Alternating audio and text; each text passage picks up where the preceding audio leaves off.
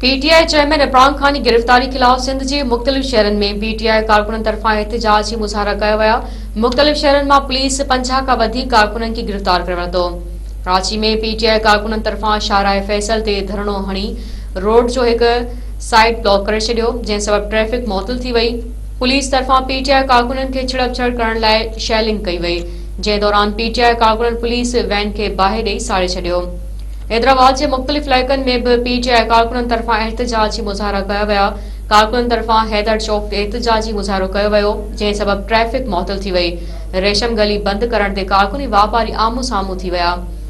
मिरपुर खास में तहरीक इंसाफ के कारकुन टूल प्लाज़ा ते एहतजाज कंदे रोड बंद करे छडियो, जंहिं सबब ट्रैफिक मुअतल थी वई। पुलिस धरणे वारे हंध पहुंची कारकुनन के छिड़प-छड़ करण लाइ लठबाज़ी करे ॾिनी, जंहिं दौरान ज़िले सदर आफ्ताब कुरैशी के गिरफ्तार कियो वियो। दादू में इमरान खान की गिरफ्तारी खिलाफ कारकुनन सरदार आशिक ज़ऊर की अगवानी में एहतजाजी मुज़ाहरो करे इंडस हाईवे बंद करे छडियो, जंहिं सबब गाड़ियुनि जूं कतारूं लगी वयूं।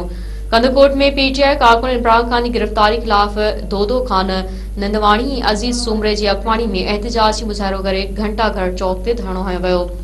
बेन शहरन जिया टंडोलायर में कारकुन रोडन ते निकरी आया। पीटीआई कारकुन पारां हैदराबाद मिरपुर खास रोड ते धरणो हणी एहतजाजी मुज़ाहरो कयो।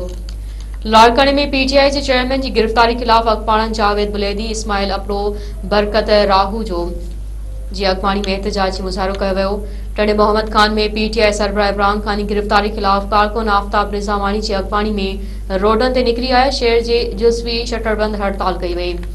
नुसरत फरोज में इमरान खान की गिरफ्तारी खिलाफ कारकुनन एहतजाजी मुज़ाहरो करे इमरान खान के फौरी तौर आज़ाद करण जो मुतालबो कियो।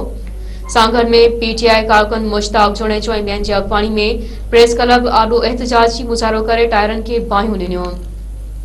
ठठे में पीटीआई कारकुनन सैयद अमजद शाह ऐं वकार मेमण जी अगवानी में एहतजाजी मुज़ाहरो करे टायरनि खे बाहियूं ॾेई इमरान खान जी आज़ादी लाइ नारेबाज़ी कई। सकरन में भी पीटीआई कारकुनन तरफा क़ौमी शाहराह ते धरणो हणी एहतजाजी मुज़ाहरो कियो वियो, जंहिं सबब गाड़ियुनि जूं कतारूं लगी वयूं, ट्रैफिक मुअतल थी वई। शेदादपुर में भी पीटीआई कारकुन तरफा मुनोजर गुजर, हसनैन रज़ा ऐं ॿियनि जी अगवानी में हाला चौक ते टायरनि खे बाहि ॾेई एहतजाजी मुज़ाहरो कयो वियो। रतोदेरो, शिकारपुर, ठिकराटो, वाही पांदी, शेदादपुर, सुल्तानपुर ऐं ॿियनि शहरनि में भी एहतजाजी मुज़ाहरा किया विया।